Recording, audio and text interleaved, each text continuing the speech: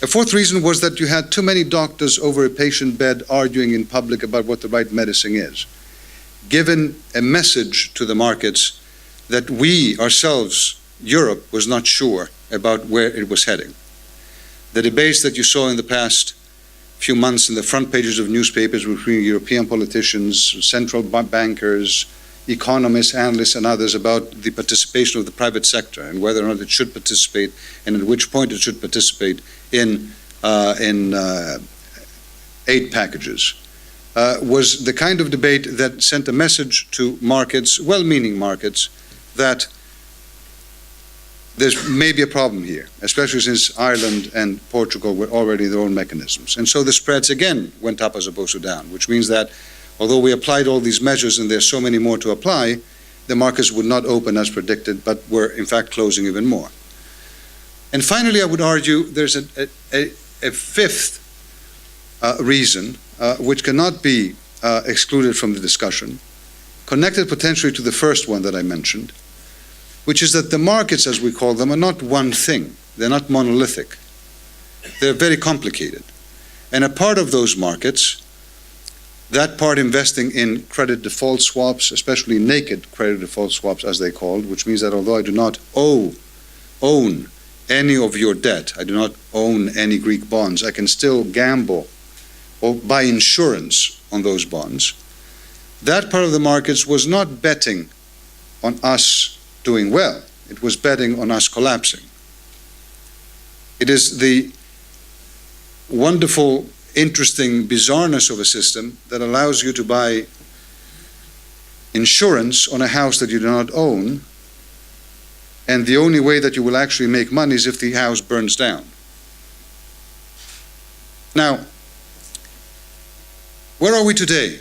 I think today, with the decision made on the 21st of July at the European Council, Europe made a huge shift in direction, and an extremely positive one. In a nutshell, what was decided there was, I'd say, three things.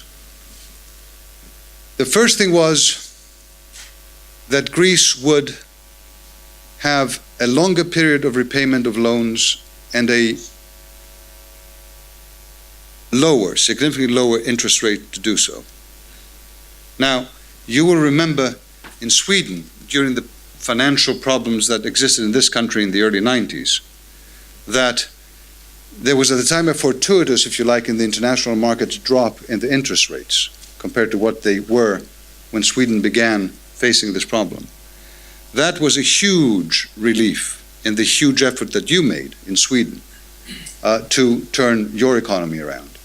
Interest rates do matter, and that decision gives Greece the space to breathe and the markets the signal that Greece is not, no matter what it does, damned, but if it applies correctly what it has promised to apply correctly, if it is supervised correctly to do so, then both Greece and the Eurozone are secure.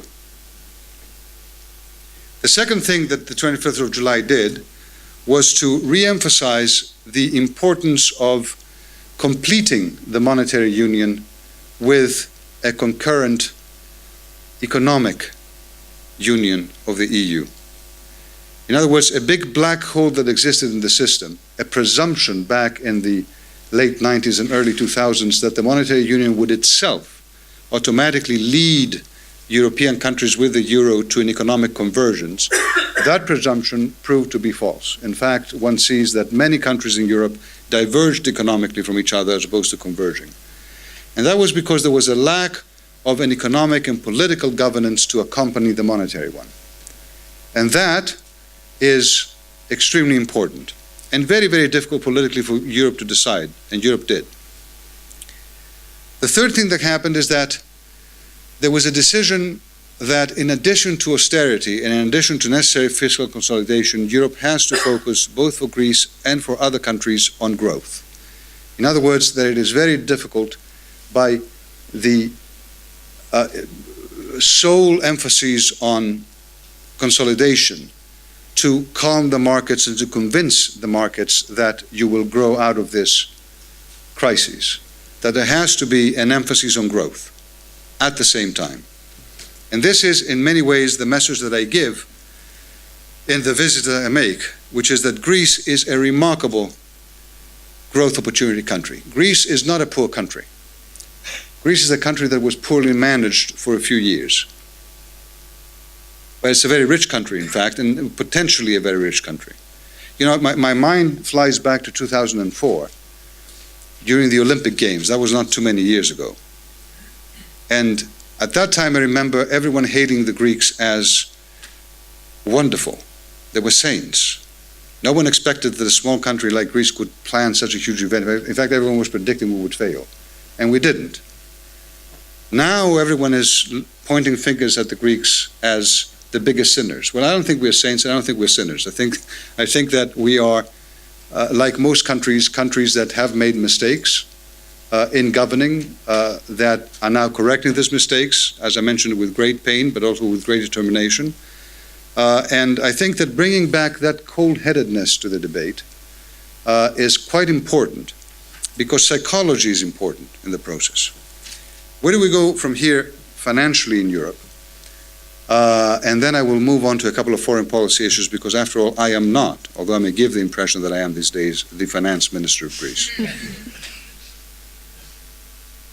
Look, there's no question that the biggest foreign policy issue that we face is indeed the economics, but it's not the only one.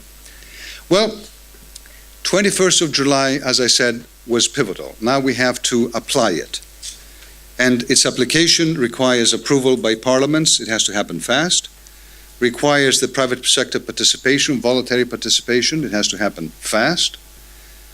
Requires the EFSF, the mechanism we have until 2013, to be able to be funded effectively in order to be able to buy bonds from the secondary market, which is a remarkable and very important element of that revolutionary decision. And all these things need application. So I think that the time for words is over. The time for action is now at European level. We in Greece need to continue demonstrating, as we have been as a government, I submit to you, our absolute determination to move on with changes. There are many more ahead of us, and I will mention the two most important ones that we are, as we speak, now unfolding. One is the rehauling of the tax system, a new tax law, and effective tax collection mechanisms. This may not sound in Sweden like it should be a problem, but it is, and in fact is a huge problem. And the second one is the privatization,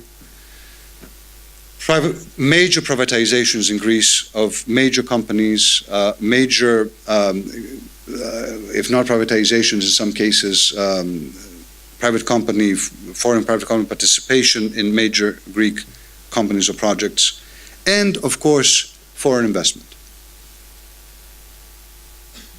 Energy is, especially alternative energy, is the future. For better or for worse, the 21st century, the 22nd century, the oil will be sun and water and wind.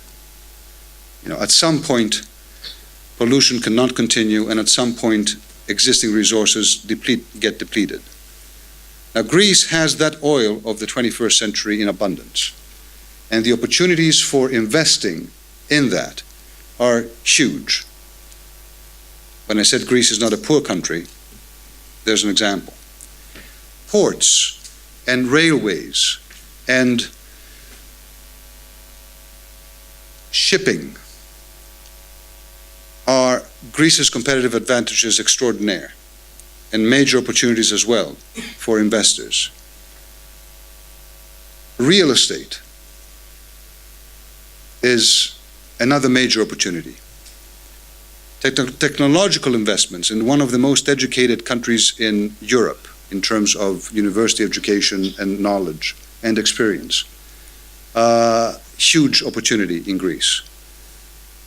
Waste management, something that Sweden has major experiences in, one of the leading countries in the world, is something that we will need immediately and desperately. All I can say for these kinds of opportunities is I hope that serious Swedish investors are interested to look into them, because I assure you that there are serious Greek government officials ready to open up those investments opportunities to serious investors. And I think that this is the time to do it. What can Europe do? Well, a debate has opened up that we have been promoting as a government for the past year and a half, but up to now, very few people were actually discussing about it. And it's a debate even in Sweden now. You don't all agree, all political parties. I'm a social democrat, by the way. I apologize to anyone who disagrees with this. And thank you to all of you who agree. But it is a debate that has taken also a political, as most of these debates do, slant, but not only, which is, what do we do for new sources of funding in Europe? If we all decide that it's important for us to grow, and it's important not simply to help some poorer countries grow, but because even whether or not we are in the euro, and Sweden is not, because we are all tied together economically and financially, here's our main future, no matter what China's or others exist, and therefore strong European economies ensure for everyone the opportunity of an open market, of exports, of exchanges, and what have you. Now, where do we find new funding at a time when everyone seems to be cutting? An obvious answer to that, for many people in Europe, and interestingly for Angela Merkel and Nicolas Sarkozy in the last meeting and announcement, is a financial transaction tax. In the question and answer period, I'll be glad to answer any questions you have on this. A second major debate is Eurobonds. If you're going to move into a true European economic governance space, can you really have a common currency without having common bonds? Just to give you a sense of the importance of this debate, think of the United States. The United States is 50 states. It's a federal system. It's certainly not Europe. It's a very different system.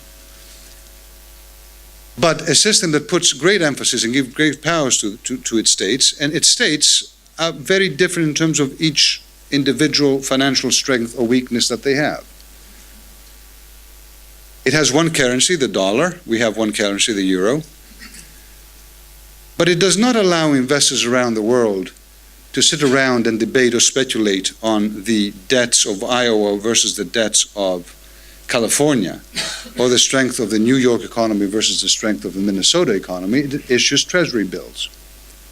And those treasury bills attract from all over the world trillions of dollars in investors who invest in the collective economic power of the United States, not in the speculation of the separate economic powers or weaknesses of the separate states. That money goes there. Shouldn't it come here? We are a market of 500 million people, the European Union together. We are a remarkable economic power in the world. We should stop shooting ourselves in the foot, I would submit to you, by refusing the tools that economic power give us. It's an interesting debate. It's a difficult debate. It ties in with economic governance more broadly, with the need for our economies to converge, but it is there. Now,